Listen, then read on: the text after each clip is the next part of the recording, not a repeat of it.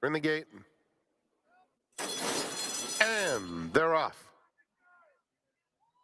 Danzig Till Dawn broke inward, but did break quite alertly. Jenny's Wine Girl vying for the lead, too, and French Moonlight will get the perfect spot in third. They're followed by Tis Sunrise. Suntory Time is 6 off the lead. The two trailers, Imperfection and Siempre Naman. Into the first turn, it's Danzig Till Dawn, loose up top. Opens up almost 3. Jenny's Wine Girl is second. A couple more back to French Moonlight and Jaramillo in third. Then another 2 back to Suntory Time, who's in the clear, 3/4 of a length. Tis Sunrise, a length and a half back to Imperfection and Siempre Naman. They're covered by less than 7 lengths. Heading to the half-mile pole. Behind Danzig Till Dawn. Continuing to control the pace under Victor Espinoza. It's a 2-length advantage. Jenny's Wine Girl second. French Moonlight inches a bit closer, while snugly in hand third. Then comes Tis Sunrise at the rails. Suntory Time is 5th, 5 lengths off the lead. Called on now. Another 3 back to Imperfection and Siempre Naman. Approaching the quarter pole, and French Moonlight can wait no more. Coming after the new leader, Jenny's Wine Girl. Down at the rail, Danzig Till Dawn battles on. Suntory Time is 4 lengths back. 1 furlong left. Jenny's Wine Girl and French Moonlight. French Moonlight on the outside gets the upper hand, and French Moonlight will prove best, pulling away the final part to win by 2 widening lengths. Jenny's Wine Girl was second. Suntory Time third. Tis Sunrise won the photo for 4th.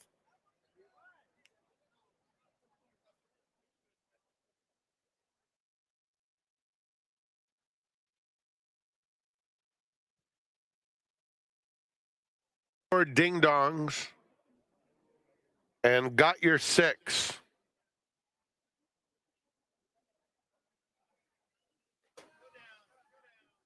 In the gate. And they're off.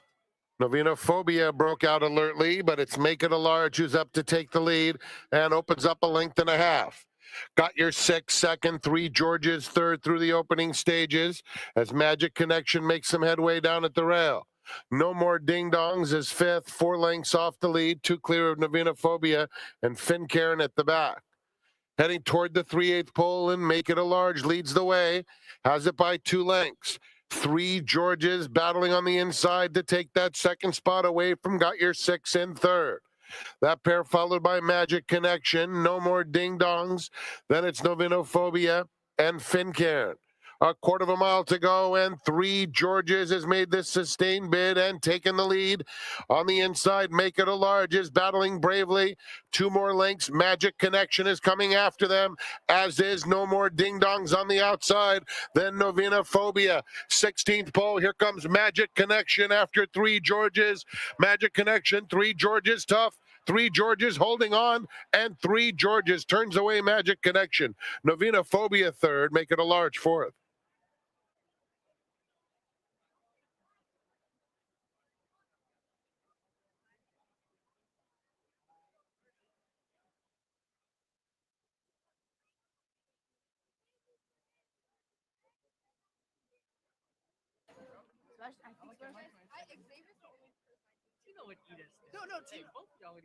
I remember one time I partied. And they're off.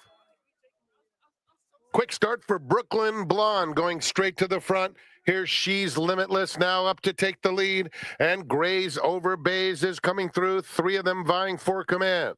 It's a gap of 6 already to Piney Woods, who's followed by Feisty Redhead, and Jasmine, who is off a step, slowly moves up and takes the 5th spot. She's Limitless in between horses. Grays Over Bays at the rail, and Brooklyn Blonde on the outside of them. Still a pretty big gap back to Piney Woods in 4th, followed by Jasmine, and Feisty Redhead is more than a dozen off the lead. She's Limitless and Brooklyn Blonde go on with it now. A gap of 4. Grays Over Bays is weakening. Here comes Jasmine moving through on the inside now to take third. And from last, Feisty Redhead is starting to pick it up too. Brooklyn Blonde won the battle. Will she win the war, though? She has a 2-length lead coming to the 8th pole. Here's Piney Woods moving strongly to challenge. These two past the 8th pole, 1-2. It's Brooklyn Blonde, and on the outside, Piney Woods. And Piney Woods goes on by. Piney Woods pulls away in the end to beat stablemate Brooklyn Blonde by 4 lengths. Feisty Redhead finished 3rd, Jasmine 4th.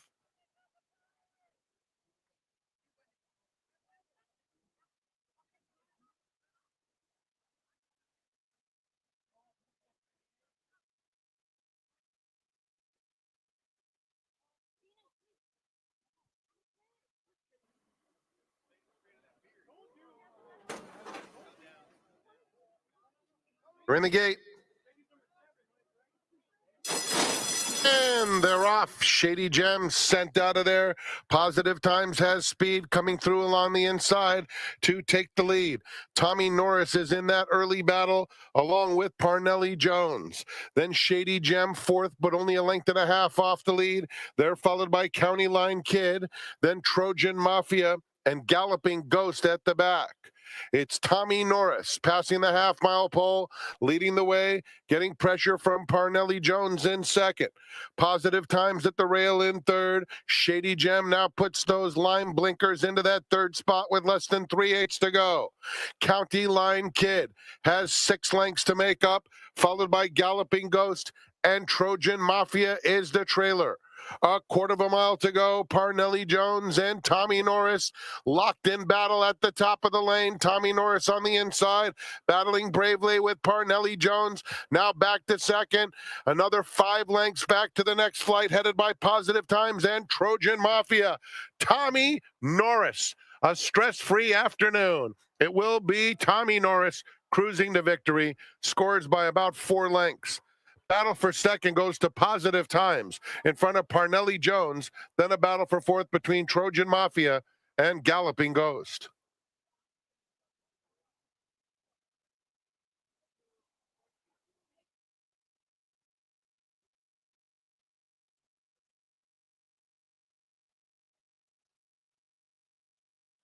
Namarone, the youngster of the field, going in.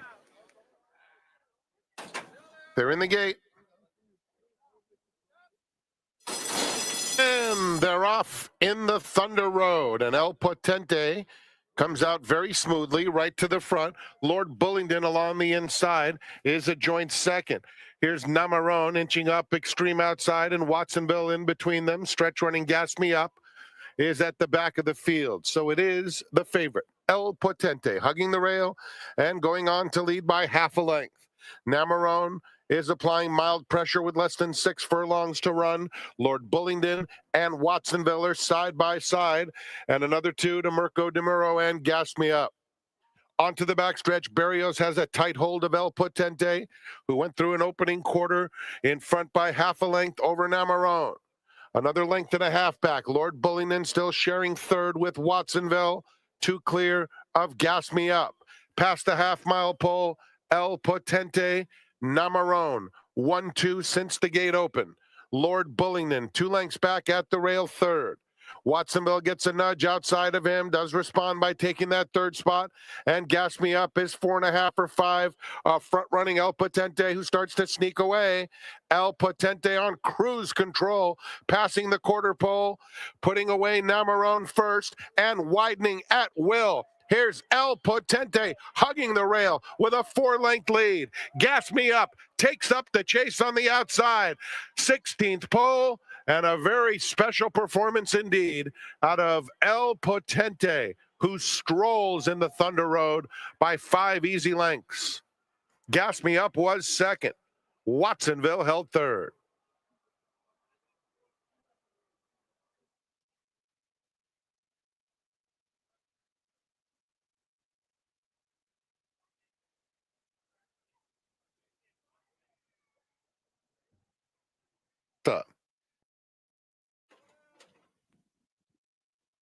We're in the gate.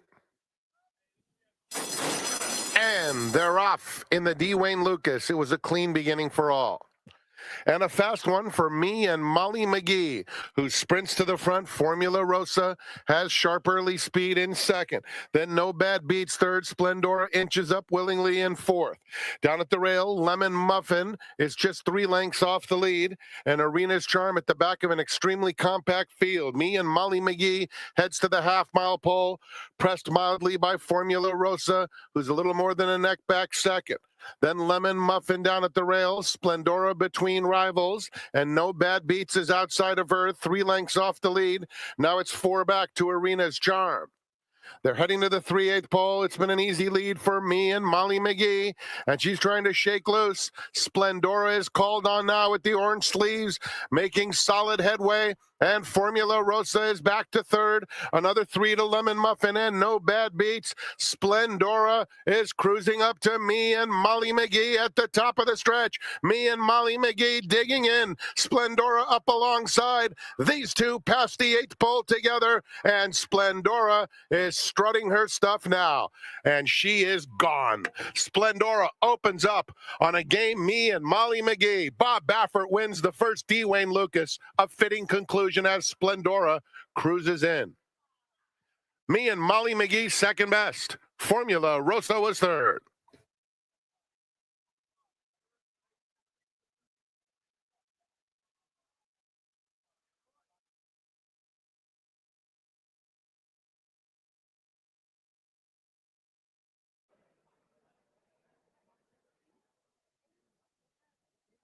They're in the gate. And they're off. Straight Up Country once again bounces out very alertly. Sir Percival going with him in the early stages. Then High Plains Drifter passed by Warm Sun and Brew. The pace is honest early on. They're followed by Speed of Elon, 8 lengths off the leader. Freeport Joe is next, and another 3 to Cardiff Crack.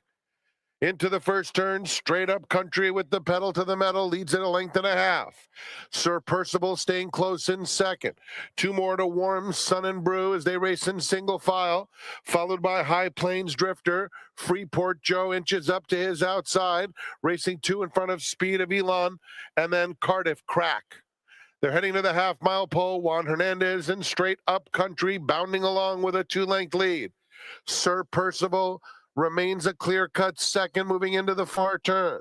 Then Warm Sun and Brew. High Plains Drifter takes third. Freeport Joe, 3 wide, 4 off the lead. Speed of Elon joined by Cardiff Crack. Around the far turn, Straight Up Country has been passed now by Sir Percival, and Sir Percival becomes the one to catch at the top of the lane. Warm Sun and Brew takes second. They're at the top of the stretch. Sir Percival, 3-length advantage. Warm Sun and Brew trying his best, angling to the inside. Out in the center, Freeport Joe. Sir Percival strong past the 16th pole, and it will be Sir Percival to win and give Tyler Bays a double. Warm Sun and Brew second. High Plains Drifter third. Freeport Joe finish fourth.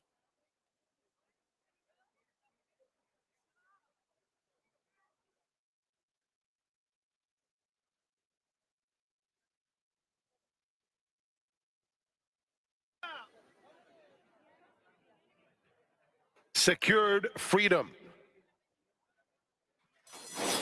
And they're off in the Robert B. Lewis. And Intrepido bounces out right on top. Briggs Army Power in between horses. And Robusta is just outside of them as they move into the first turn. Plutarch is a close-up fourth now, moving up between rivals. And at the rail, Desert Gate is only about 1.5 lengths or 2 off the lead. Cherokee Nation second to last, and Secured Freedom no more than 4 lengths covers this entire field as they make their way onto the backstretch. And it is Intrepido down at the rail, Plutarch in between, and Briggs Army Power in third. Robusta has to go 4 wide. Desert Gate tucked in on the fence, has a little bit of room there too, only 2 lengths off the lead. Then Cherokee Nation, who's about 1/2 length in front of Secured Freedom. Still extremely bunched as they pass the half-mile pole. Plutarch on the outside, and Intrepido are stride for stride. Briggs Army Power has dropped right out of it as Robusta makes a 3-wide bid after the pacemakers. Desert Gate is asked to pick it up down at the rail. He is joined by Secured Freedom, who's 4 lengths off that leader, Plutarch. And Plutarch is the one to catch with a quarter of a mile to go. At the rail, Intrepido is going with him. Plutarch just in front at the top of the stretch. Intrepido is trying his best, but a half length behind. 4 more lengths to Desert Gate in third, and then Robusta coming to the 16th pole, and it's Plutarch and a very game Intrepido who will not surrender. Plutarch has him though, and it's Plutarch to win the Robert B. Lewis by a length. Intrepido was second. Secured Freedom rallied late for third. Desert Gate was fourth.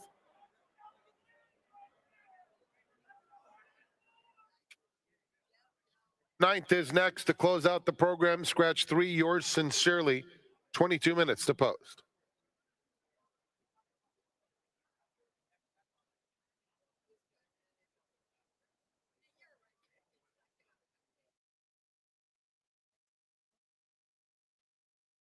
In. And they're off in the Sweet Life Stakes.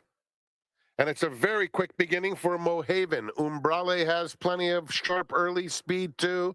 And it is Umbrale who sprints up to take the lead. Light One Up is keeping pressure on the front runner. Mohaven is now a joint third, passed at the rail now by Soaring Angel, who takes that spot. Bourbon and Ginger is fifth, a length behind Mohaven, racing 2 clear of Hypergamy. Famous Forza is next. It's 2 lengths back to Himika. La Vie Lumiere is toward the back of the field as they continue down the hill. In front of her is Struck by Her, and then it's a big gap to the 2 trailers, including Total Val. They are strung out, chasing the front-running Umbrale, who comes to the quarter pole in front. Mohaven on the outside in the green silks. Down at the rails, Soaring Angel is running a good race. In between them is Light One Up. They're 1 furlong out. On the outside comes Mohaven and Light One Up. Light One Up has taken control and opened up, hugging the rail and leading by 5. Late run from Himika into second. Light One Up. Welcome back, Antonio Fresu, to win the Sweet Life. Himika was second. Umbrale third. It was a battle for 4th and 5th that did include an oncoming Hypergamy. $5.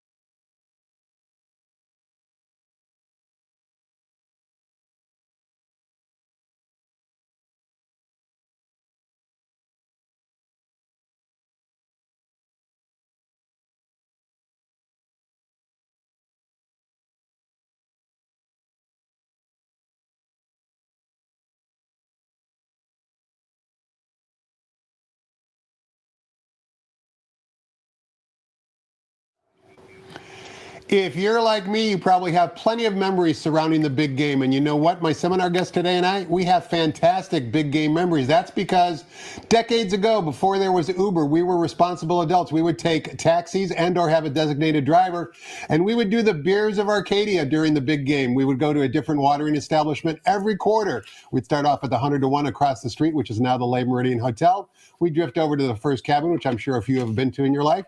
We'd wind up at the Bit of Bavaria, maybe even make a stop at the VFW Hall. But nevertheless, those are great memories. And today we celebrate those memories and create new ones with the big game.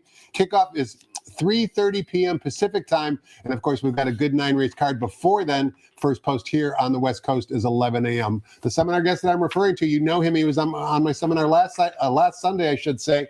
And he's back for an encore visit. His name, Toby Turrell. Toby, happy Big Game Sunday. Welcome to the seminar. Great to be. Did you mention the 100 to 1 in there? I did mention the 100 to 1. That was usually the first quarter, right? And that lives on right here at the track. You can go look at the right above Eddie Logan. Right. The 100. Right there. The sign is there, and what great memories we had, right? I mean, all those big games and all. You know, the thing that I remember most, Toby, before we start talking about horse racing is just the people we would interact with. Many of them are still here. Some of them, unfortunately, are gone. But it was the camaraderie we had with both men and women at each watering hole establishment that I remember most.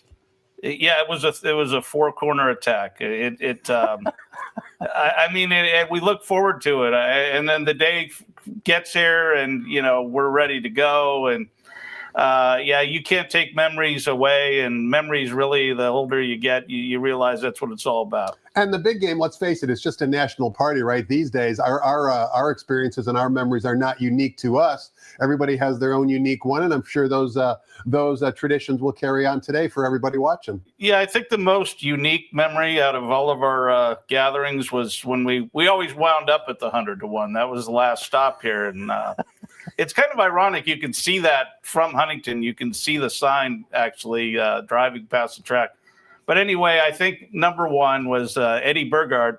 Sure. And the way he balanced the beer bottles on his head. If you haven't seen it, you wouldn't believe it, right? You had to see that. You had to see it to believe it. We're giving away secrets, but Ed Burgard, of course, in Los Alamitos, never ran on Super Bowl Sunday, which is why Ed was able to join us here in Arcadia, California. Now, Toby, speaking about memories, we don't need to have a long-term memory to remember the results of the Robert B. Lewis Stakes yesterday. It was run, I should say, as race number 8. And we're going to watch the replay of the Robert B. Lewis. From my standpoint, and we'll get Toby's assessment afterwards, there's 2 horses I want you to watch. I want you to watch the winner, Plutarch, because in my opinion, his jockey, Florent Giroux, won the race going into the first turn. He allowed Plutarch to show some early speed uncustomarily, and I thought that was the winning move early on in the race. Also, I want you to pay attention to the runner on the far outside. That was number 7, Secured Freedom. What I want you to watch is not only was he wide on both turns, but in my opinion, he's not yet a turn horse. And what I mean by that is he shows acceleration down the backside. He shows accelerations coming for home, but he doesn't have any acceleration around the turns. He's lightly raced. This was just his 3rd career start. But let's take a walk down memory lane and watch Robert B. Lewis results yesterday. Listen to Frank Miramitti describe the action and watch the runners wearing saddle claws numbers 2 and 7. And they're off in the Robert B. Lewis. And Intrepido bounces out right on top. Briggs Army Power in between horses. And Robusta is just outside of them as they move into the first turn. Plutarch is a close-up 4th now, moving up between rivals. And at the rail, Desert Gate is only about a length and a half or 2 off the lead. Cherokee Nation second to last, and Secured Freedom no more than 4 lengths covers this entire field as they make their way onto the backstretch. And it is Intrepido down at the rail, Plutarch in between, and Briggs Army Power in 3rd. Robusta has to go 4 wide. Desert Gate tucked in on the fence, has a little bit of room there too, only 2 lengths off the lead. Then Cherokee Nation, who's about a half length in front of Secured Freedom. Still extremely bunched as they pass the half-mile pole. Plutarch on the outside and Intrepido are stride for stride. Briggs Army Power has dropped right out of it as Robusta makes a 3-wide bid after the pacemakers. Desert Gate is asked to pick it up down at the rail. He is joined by Secured Freedom, who's 4 lengths off that leader, Plutarch. And Plutarch is the one to catch with a 1/4 mile to go. At the rail, Intrepido is going with him. Plutarch just just in front at the top of the stretch. Intrepido's trying his best, but a half length behind. 4 more lengths to Desert Gate in third, and then Robusta coming to the 16th pole, and it's Plutarch and a very game Intrepido who will not surrender. Plutarch has him, though, and it's Plutarch to win the Robert B. Lewis by a length. Toby, as we watch the gallop out here, there's our friend Secured Freedom actually galloping out in front once they reach the clubhouse turn. Unfortunately, they don't pay at that point. They pay at the finish line. You can see the final time, 1:37 and change. Not exactly a rocket ship type of speed. It earned a buyer speed figure of 90. All those runners are going to have to improve. That's my assessment. What's your assessment of the race? It was a nice, strong opening act for us. And, this is all about the long game. And that's, of course, what we're playing with these 3-year-olds. And, Secured Freedom, wrong lead. He looked like he was going nowhere on the turn, and everything that a horse, that has every single indication that he'll improve. And he's so massive, and he had such a rigorous workout pattern going in that I believe he's going to really improve leaps and downs. So we're in complete agreement on that. And then the rest is history. I mean, when the favorite broke slowly on the rail, that kind of set the tone for the 2 horses that broke on the lead, and they went all the way around the track. And good horse race, and good credit. The pressure was on my good friend Mike Pender. He had a huge article on this horse and Queen Maxima, and he really had to come through. The pressure was on, and he did with Intrepido. And what about the dam of Plutarch? Stellar Wind, we remember her around these parts. I've got her PPs right in front of me. She had 17 career starts, 10 victories, and many of those victories were in Grade 1 events like the Apple Blossom, the Clement L. Hurst, the Beholder Mile, and many, many others. She finished second by a neck in the Breeders' Cup Distaff at Keeneland in 2015. We remember her running around here. So Plutarch is certainly bred to be a very nice horse, sired by Into Mischief out of Stellar Wind. Bob tried him on the turf. He did okay, but it looks like maybe the main track, the dirt surface, is going to be his home for the remainder of 2026. Well, I on my spare time, I watch all the sound bites. I try to not miss the key ones. And they were at Bafford's barn, and he said to his main rider, this is the best bred horse in the barn. It's quite a statement in that barn. So, Toby, you mentioned Desert Gate being probably the disappointment of the race. Do you think him missing the break was the key to him not showing up yesterday? Oh, no question. He's a speed horse. He has to take it to him. He has to get the lead, and that's his game. He didn't have any chance, really, the way I look at it. And as far as Plutarch goes, it's like you don't want to be too early and you don't want to be too late. And I was early I picked that horse in the Chandelier. I thought he was the best then. We know he's the best right now. So he's the real deal. If you're watching the seminar, you're not too early and you're not too late. You're right on time. We're going to take a brief time out, get the early scratches on today's Big Game Sunday card. When we return, we're going to find out who Toby likes on all 9 races. But before that, let's throw the microphone over to track announcer Frank Miramati and get those changes. We'll be right back.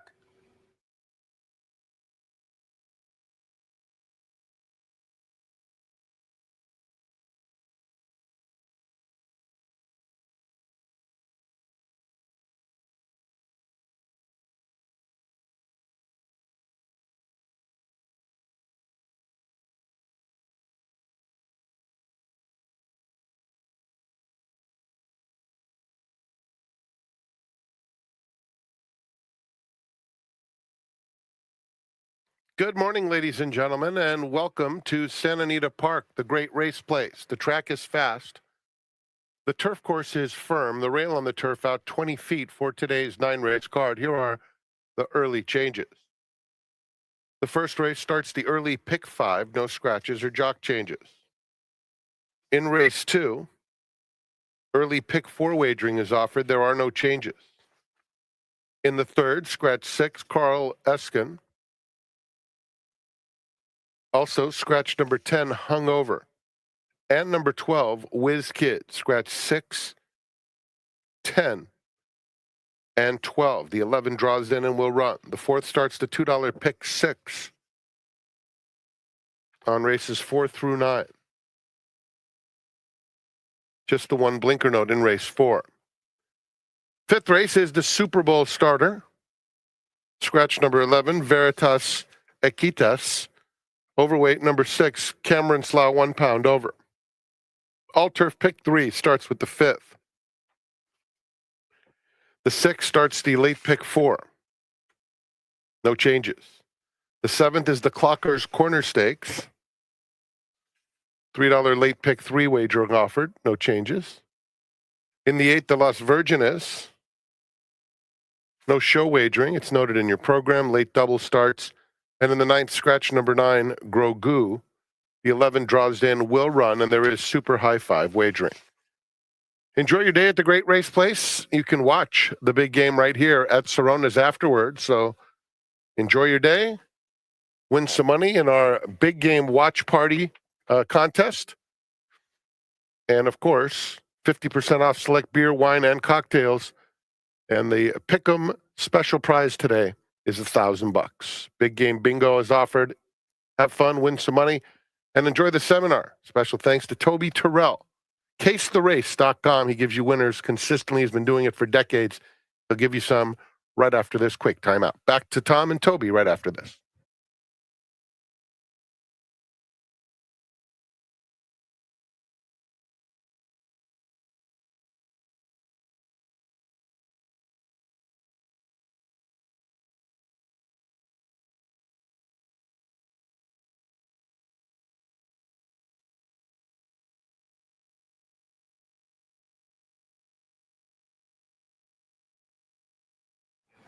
Welcome back. We're talking horses with Toby Turrell. It's our pleasure to have him as our special guest today on Big Game Sunday. First post here in Arcadia, California, 11 a.m. Pacific time, roughly 57 minutes from now. But Toby, before we talk about today's card, you were out here bright and early this morning. A beautiful day, by the way. It's already mid-70s here in Southern California, not a cloud in the sky, fast and firm conditions. But you were able to take advantage of those weather conditions early and get a bird's eye view of some of the workers.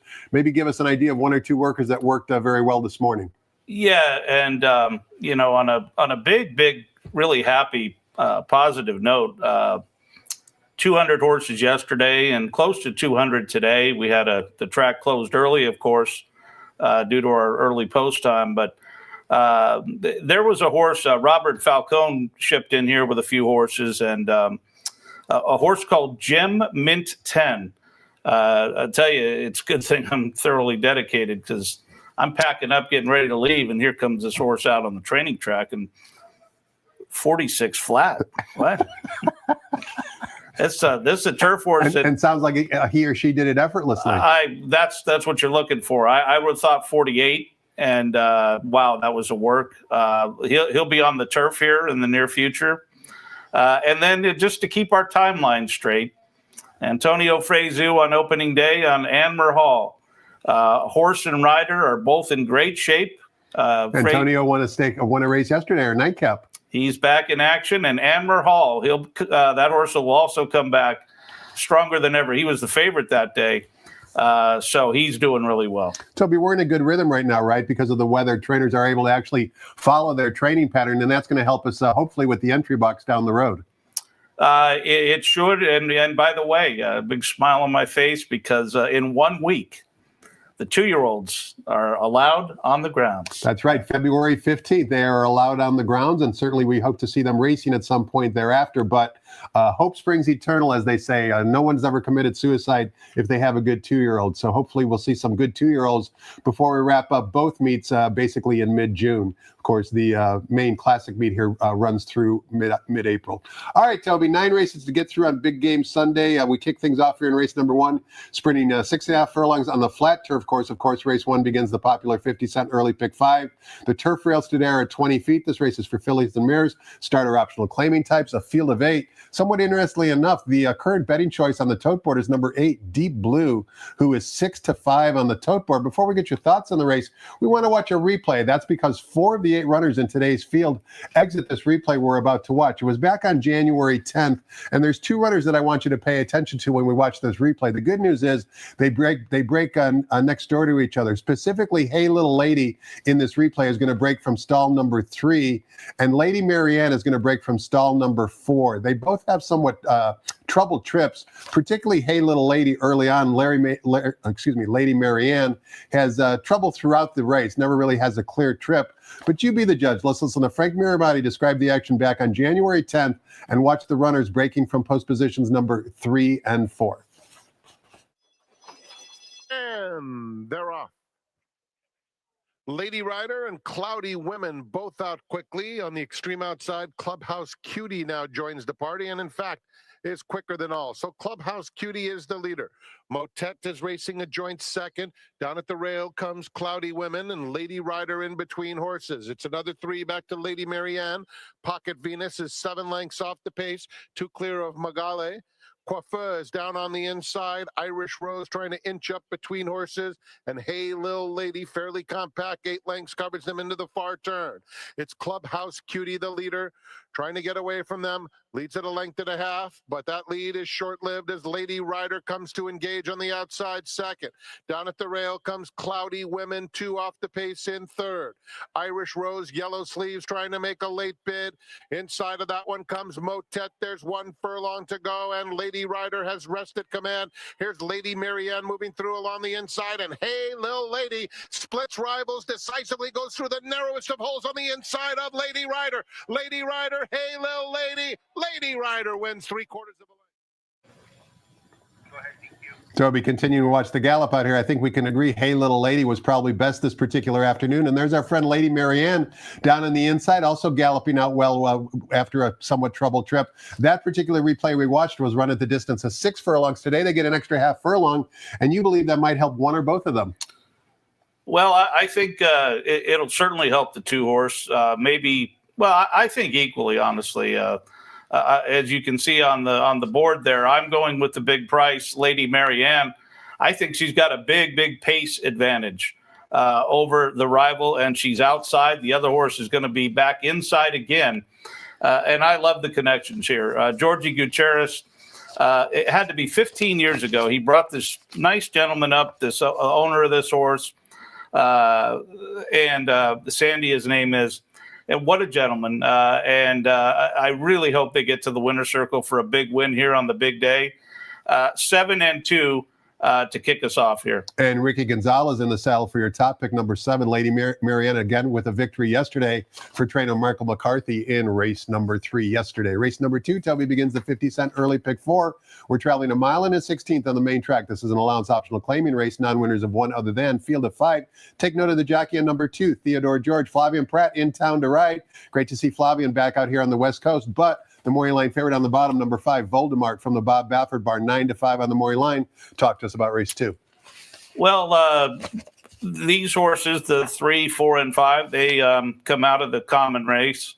And I had a little bit of a heartbreak. In fact, it was a big heartbreak because I was waiting on Big Bet Jaffin Safa to make the big score. And I'll tell you what, he did everything but at 23-1.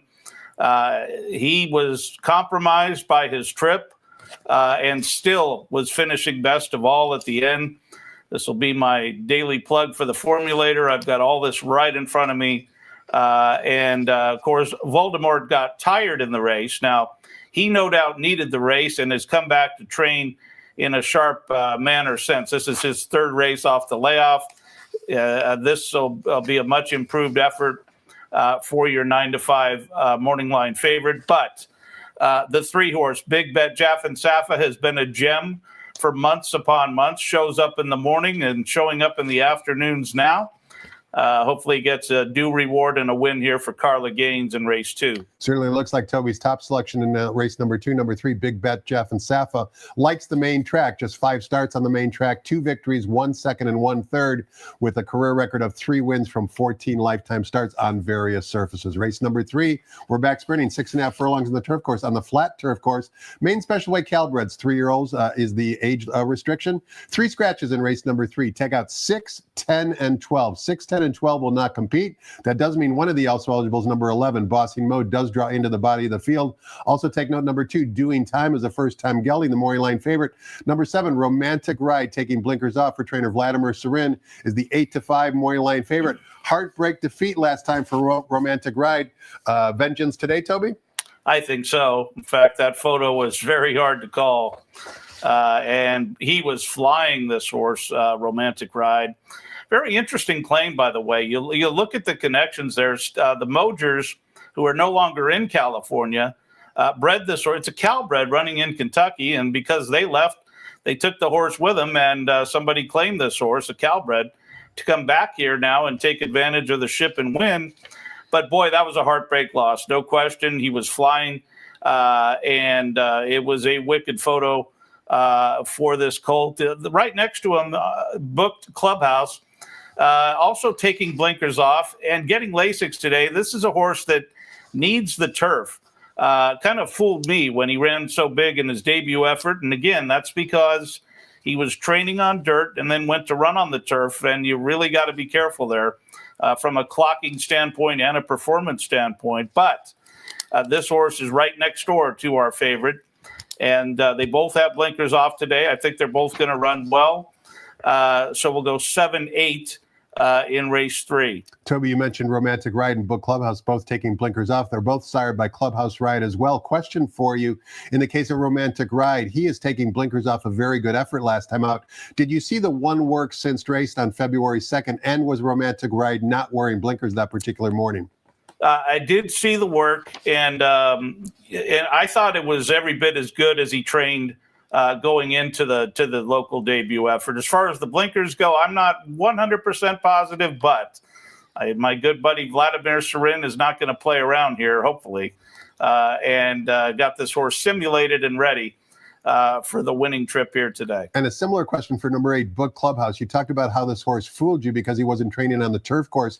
Are his dirt and training track work since he last raced in mid-November better than what you saw before his debut on the main track or the synthetic surface? Well, they're better on the synthetic surface. And, of course, he made a good call there and moved this guy over to the synthetic, and the works are healthy on the synthetic track. And good, strong-bodied horse. Interestingly enough, this is an Idaho bred, but because it's Clubhouse Ride, of course, he's here in California. We've got a VIP visiting us from Idaho. You ever been to the great state of Idaho, Toby?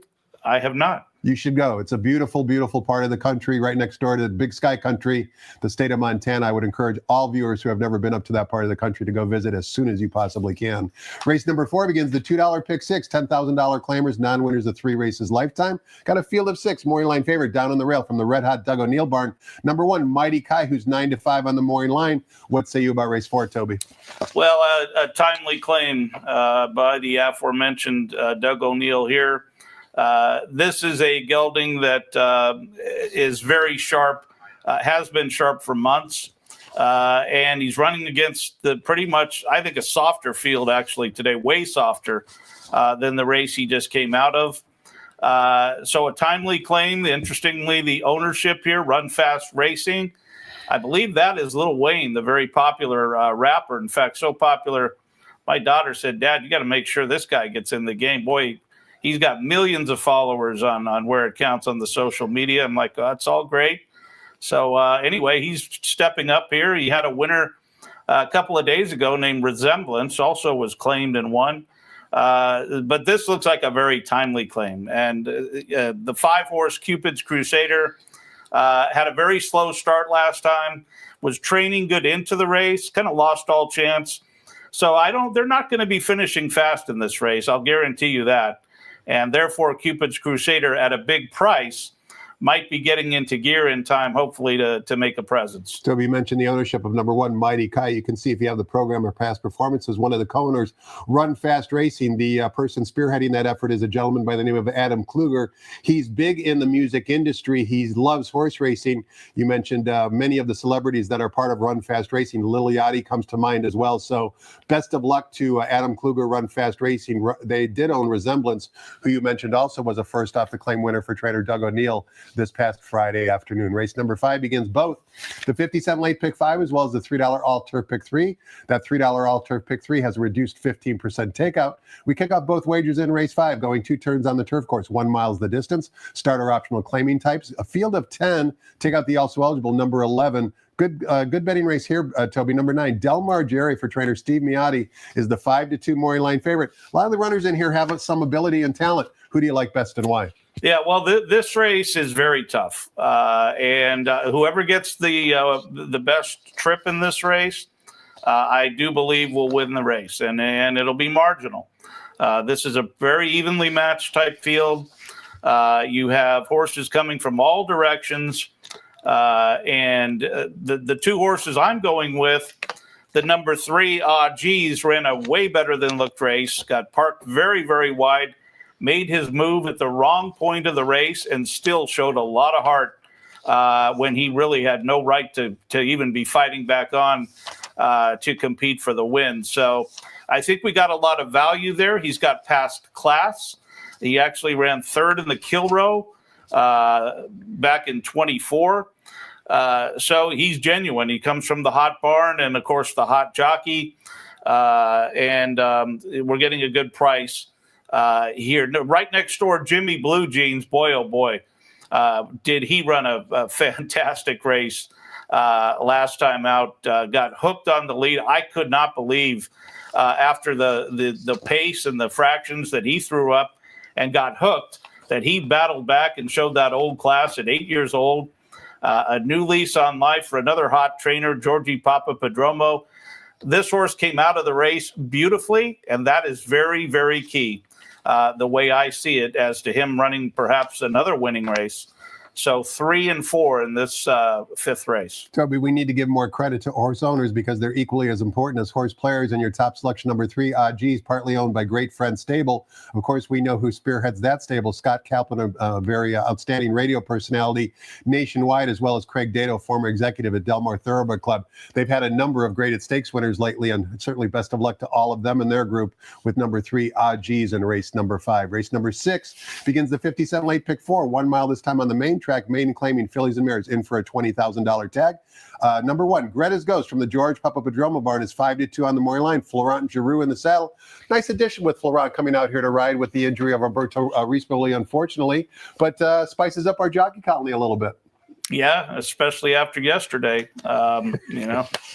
What more can you say? Congrats to Matt Nakatani, his agent, for both riders, because he certainly got him on a live mount in the Mr. Baffert barn, which is not easy to do. Well, like I said, Tom, I try not to miss any sound bites. And yesterday, Baffert, on his way down to the winner's circle, said that he called him. Said, "I got one for you."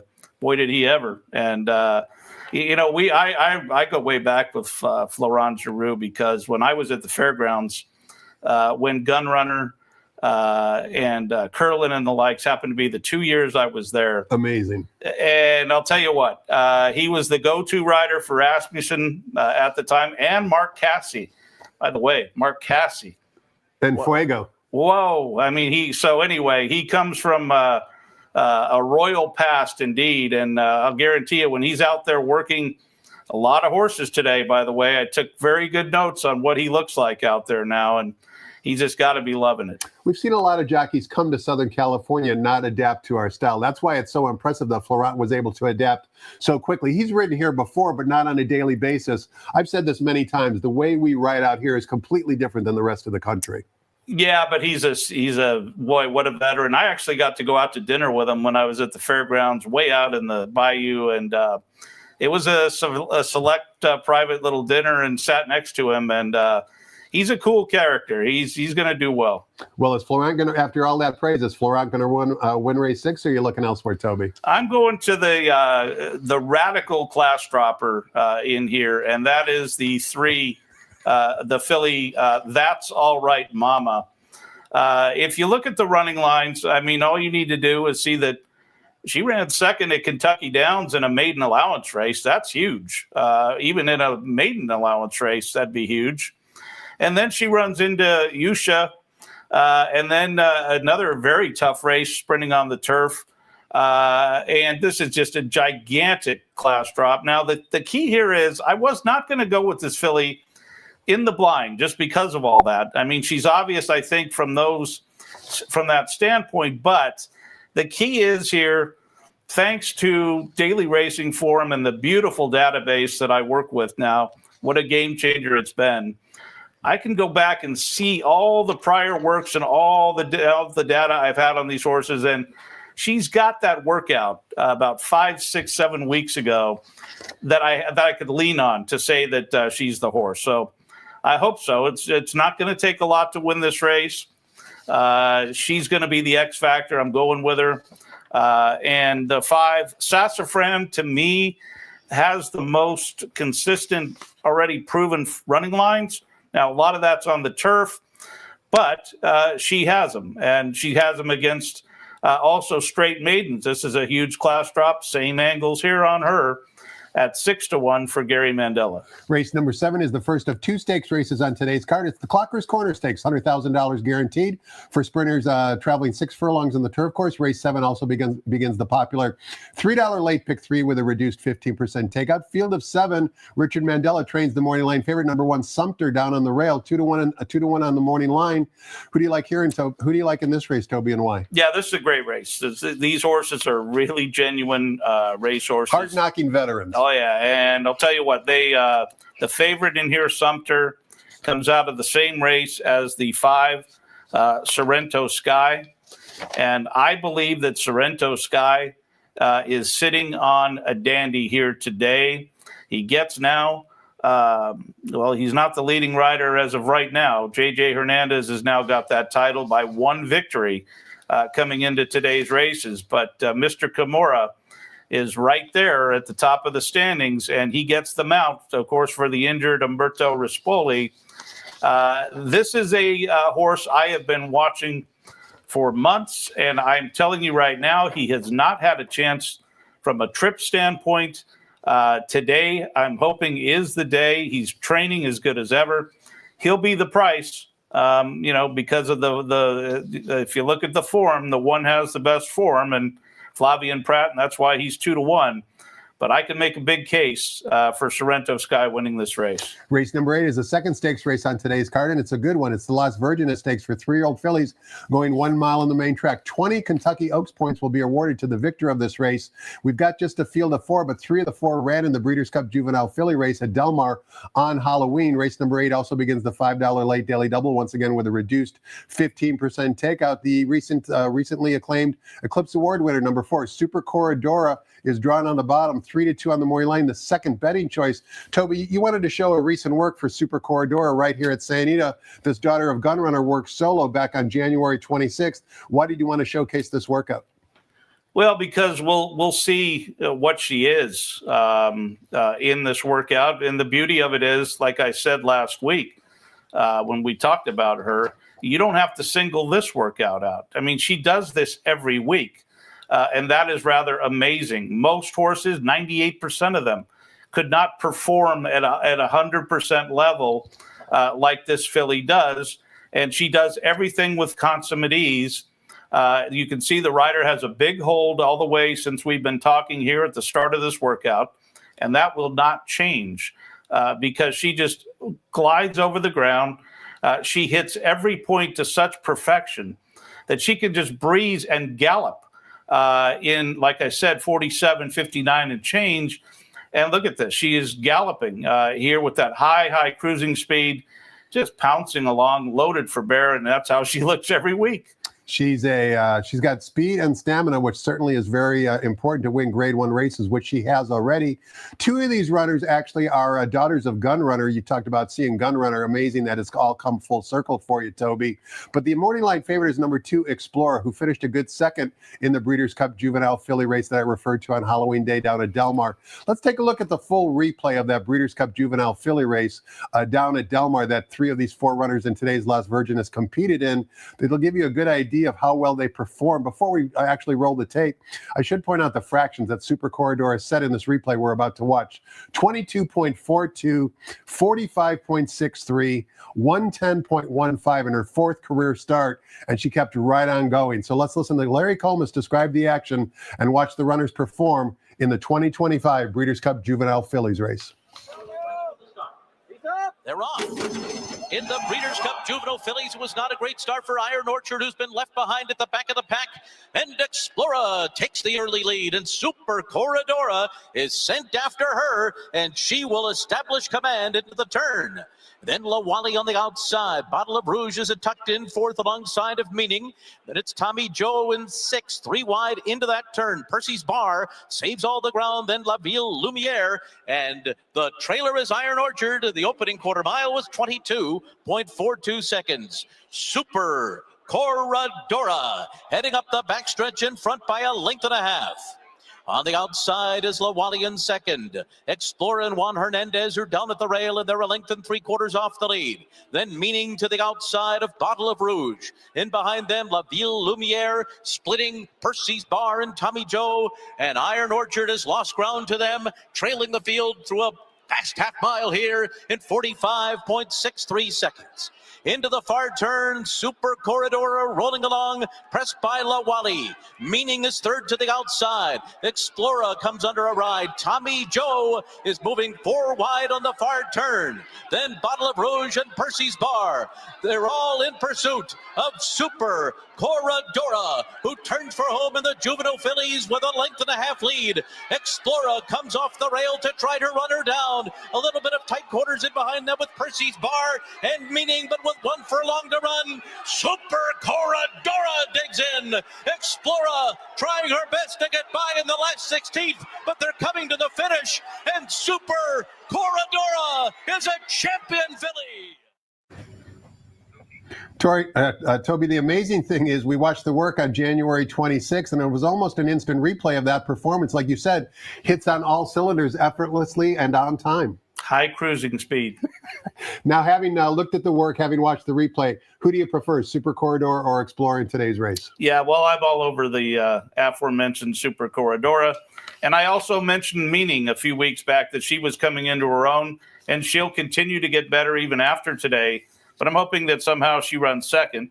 4-1 here. And Meaning had some trouble in that replay we watched. I'm not sure she would have caught Super Corridor or Explorer, but she's lightly raced, and Michael McCarthy sure knows what he's doing with lightly raced horses. We close out today's Big Game Sunday card in race number 9, which has a post of 3:02 p.m. Pacific time, 28 minutes before kickoff for the big game. And we're offering $1 super high five wagering in race 9. We're traveling 1 1/8 on the turf course, allows optional claiming types, non-winners of 2 other than 1 scratch the 9. That means number 11, Wizard of Westwood, does draw into the body of the field. Wizard of Westwood also is a first-time gelding, as is number 6, Rastaman Vibe. The morning line favorite, lukewarm at that, is number 7, Genius Jimmy from the Michael McCarthy barn. 4-1 on the morning line. Toby, you wanted to show us a recent workout for Genius Jimmy. Tell us what you see here. Yeah, well, that's a good horse, good turf horse on the outside there, Phosphorescence. The key here is the comeback race.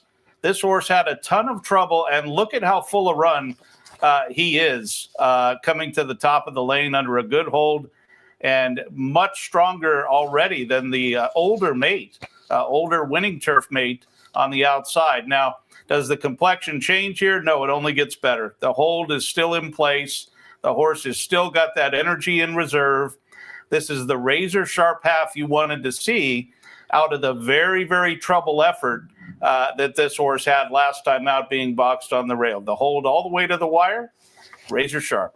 Toby, we know that you like Genius Jimmy on top, as we can see. Number 4, Balladeer, in for the $80,000 tag, ridden by Kent Desormo, is your second choice. Why do you give him a look? Well, he ran a very valiant race. He was hooked on the lead. I was so thankful that he held on for second. Completed our cold exacta that we gave out here. And he gets trained sharp since. So I think he'll run another sharp race today. Toby, I'm thankful for your friendship. I have many great memories of many big game Sundays we've spent together. I hope we have many more big game Sundays to come. Yes, indeed. Thanks to all of you for watching. Hope you enjoyed it. Not only have a great day here at the races, but of course, enjoy Big Game Sunday. We're glad that you're a part of both us and the big game. As you see, all day happy hour. What could be better than that? Make sure you visit Serrano's or Horseshoe Bar if you're on track, or have your own happy hour if you're at home as well. Good luck, everybody. We'll do it all again next Friday. Take care and all the best.